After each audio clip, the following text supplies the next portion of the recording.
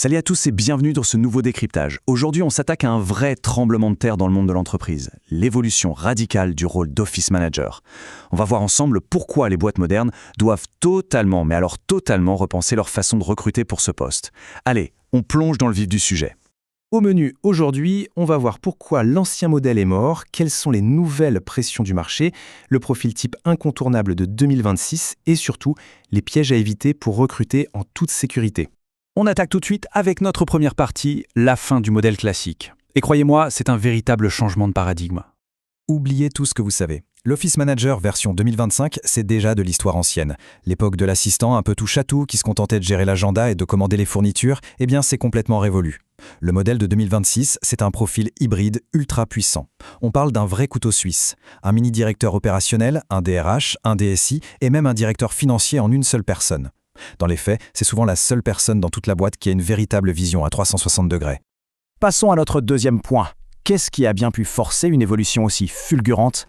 Il y a en réalité trois pressions macroéconomiques énormes qui ont tout changé. D'abord, la réglementation.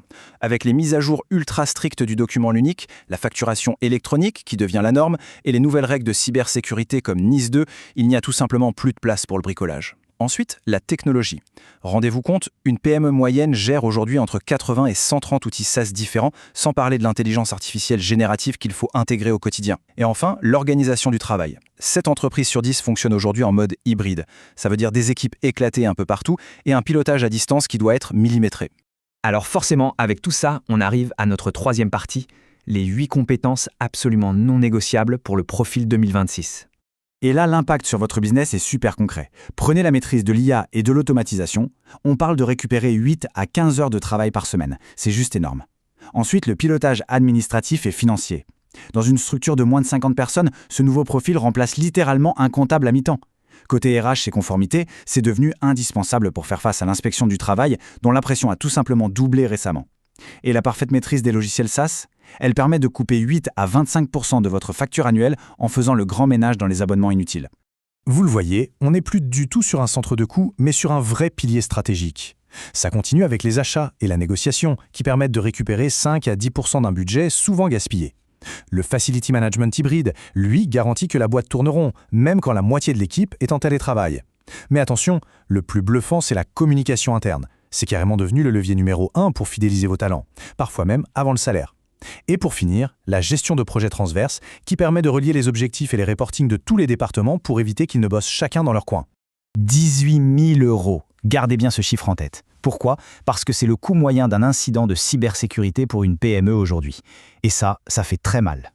C'est justement à cause de ce genre de risque qu'au-delà des 8 compétences de base, on cherche 5 autres atouts cruciaux. En tête de liste, la cybersécurité opérationnelle.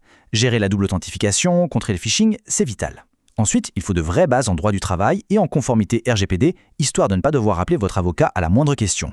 On ajoute à ça la maîtrise des gros CRM comme HubSpot ou Salesforce, un niveau d'anglais professionnel solide et bien sûr la capacité à manipuler et structurer la data.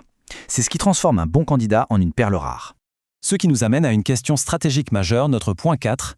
Ce mouton à 5 pattes, on l'embauche en freelance ou en salarié ? Eh bien, l'analyse du terrain nous donne une règle assez limpide. Si vous avez entre 0 et 50 collaborateurs, ne cherchez pas midi à 14 heures, le modèle du freelance senior n'est pas un plan B, c'est le choix par défaut. Ça vous donne une expertise immédiate, une flexibilité totale et 0 charge patronale. Par contre, si vous dépassez le cap des 50 employés, la dynamique change. La présence physique devient indispensable, donc le modèle salarié reprend le dessus. Mais un salarié qui sera idéalement épaulé par des freelances hyper spécialisés sur des missions ponctuelles. D'accord, mais comment on recrute ces fameux profils ? Et c'est là qu'on aborde notre 5e point, le piège redoutable du recrutement en solo. Essayez de dénicher ce genre de leader opérationnel par vous-même sur les réseaux pro classiques et préparez-vous au pire. Regardez bien, le taux d'échec du recrutement direct s'élève à 85%. C'est dingue! Sans remettre au hasard pour un poste aussi critique, c'est littéralement jouer à la roulette russe avec le temps et la trésorerie de votre boîte. Et le pire, c'est la perte de temps que ça engendre. Il faut en moyenne 28 jours pour trouver et sélectionner un profil en direct. 28 jours pour un processus qui, dans l'immense majorité des cas, va capoter. Pour une entreprise en pleine croissance, gaspiller un mois entier sur un recrutement raté, c'est un luxe toxique qu'on ne peut absolument pas se permettre. Alors quelle est la solution ? C'est notre 6e et dernier point, Plateia ou comment ramener de la structure là où il n'y en a pas. Face à ce vrai désastre du marché classique, plus de 70 entreprises se sont déjà tournées vers la plateforme Plateia pour sécuriser leur recrutement. Et leur secret tient en un chiffre, 8. Plateia applique un filtre impitoyable et ne retient que 8% des candidats. C'est la garantie absolue de n'avoir que le top du top, des profils vérifiés, testés en situation, avec entre 7 et 15 ans d'expérience au compteur. En fait, ils vous fournissent toute l'infrastructure qu'il est impossible de créer seul. Non seulement le filtrage est draconien, mais tout est blindé. L'assurance cyber et la responsabilité civile pro sont incluses pour chaque mission. Un pépin, ils vous garantissent un remplacement opérationnel sous 48 à 72 heures. Fini les sueurs froides. Et le tout avec des contrats transparents, un vrai manager de compte humain au bout du fil et l'accès à un écosystème entier d'experts. Et le plus beau là-dedans, c'est la vitesse d'exécution. En seulement 30 minutes, ils cadrent précisément votre besoin. 7 jours plus tard, on vous présente 2 ou 3 profils taillés sans mesure. Et bim, en 14 jours maximum, votre nouvel expert est 100% opérationnel chez vous. C'est l'agilité à l'état pur, mais sans le moindre risque. Il y a une citation qui résume magistralement tout ce qu'on vient de dire. Le bon office manager ne se trouve pas. Il se sélectionne, se sécurise et se garde. Oubliez la recherche approximative ou l'espoir de tomber par hasard sur la bonne personne. Ce pilier opérationnel mérite une méthode ultra carrée, experte et protégée.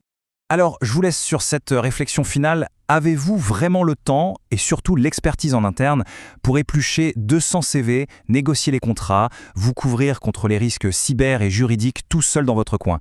Vu les enjeux gigantesques pour la survie et la croissance de votre boîte aujourd'hui, le plus grand des risques, c'est peut-être justement de croire qu'on peut encore gérer ça tout seul. Merci à tous d'avoir suivi cette analyse et à très vite pour un nouveau décryptage.